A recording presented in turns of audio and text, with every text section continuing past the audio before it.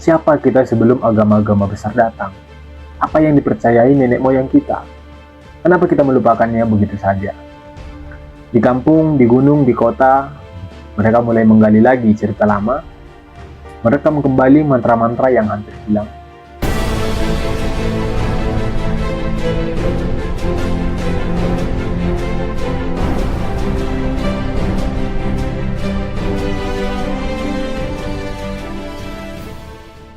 Agama leluhur Nusantara, kepercayaan yang bertahan dalam bayang-bayang. Sebelum kita kenal lonceng gereja, sebelum suara beduk menggema dari menara masjid, sebelum kitab suci datang dari negeri yang jauh, leluhur kita sudah percaya pada sesuatu, tapi bukan Tuhan dari buku. Mereka mengenal Tuhan dari petir. Mereka mengenal Tuhan dari angin, dari hujan yang turun, dan dari pohon yang tumbuh. Agama bukan tentang surga dan neraka, tapi tentang bagaimana kita hidup sejalan dengan alam. Di banyak tempat di Nusantara ada kepercayaan yang nggak pernah ditulis di buku pelajaran. Nggak ada nama besar, nggak punya pemuka agama bergelar, tapi ia hidup dalam diam, dalam tradisi, dan di dalam hati. Suku Baduy menyebutnya Pikukuh, orang Toraja menyebutnya Aluk Todolo. Di Kalimantan ada Kaharingan, di Nias ada Panawolo.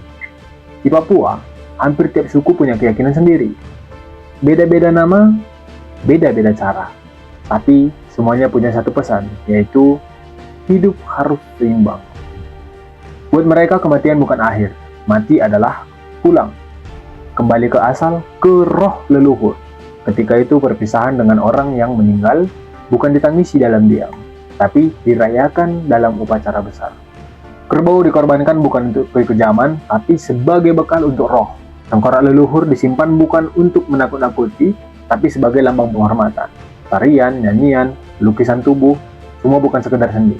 Itu adalah doa yang bergerak. Kalau sekarang kita nanya ke Google, leluhur kita dulu nanya ke kabut, ke arah angin, ke mimpi. Dukun bukan pesulap, tetua adat bukan orang sakti.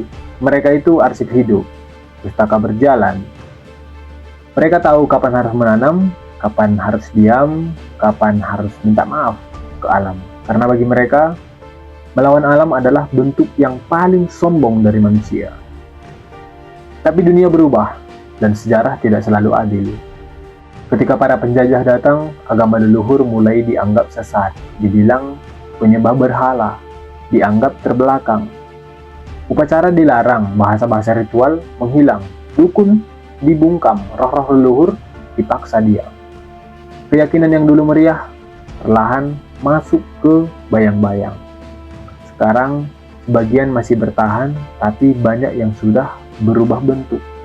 Ada yang dilebur ke dalam agama resmi, ada yang hanya dipentaskan saat acara wisata. Dulu ini adalah bagian dari hidup, sekarang jadi atraksi. Tapi di balik custom, di balik tarian, masih ada roh yang belum padam. Sekarang anak-anak muda mulai bangkit. Mereka mulai bertanya, siapa kita sebelum agama-agama besar datang? Apa yang dipercayai nenek moyang kita? Kenapa kita melupakannya begitu saja? Di kampung, di gunung, di kota, mereka mulai menggali lagi cerita lama. Mereka kembali mantra-mantra yang hampir hilang. Menulis ulang kisah yang dulu ditutup. Mereka sadar agama nggak harus datang dari luar untuk jadi suci. Kadang yang paling suci justru tumbuh dari tanah tempat kita dilahirkan. Agama leluhur bukan soal menyembah sosok tinggi di langit, tapi soal menghormati. Menghormati sungai, menghormati pohon, menghormati roh. Nggak ada janji surga berisi emas. Nggak ada ancaman api neraka. Yang ada cuma satu tujuan. Hidup yang selaras dengan semesta. Kalau sungai banjir, kita salah langkah. Kalau panen gagal, mungkin kita terlalu rakus. Kalau sakit datang, bisa jadi ada roh yang kecewa. Agama leluhur Nusantara mungkin nggak ditulis di buku sejarah, nggak dihitung di statistik negara, nggak dibahas di debat antar agama, tapi ia tetap hidup. Dalam napas hutan, dalam bisi angin, dalam langkah-langkah sunyi di malam hari, dalam upacara kecil yang masih digelar secara diam-diam. Ia bertahan karena tidak semua kebenaran tumbuh dari sorotan terang. Dan mungkin suatu hari nanti, ketika dunia semakin sibuk mencari Tuhan di tempat yang jauh, kita bakal terkejut. Karena ternyata Tuhan sudah lama menunggu. Di balik pohon tua, di tepi sungai kecil, di hati yang tidak pernah benar-benar melupakan.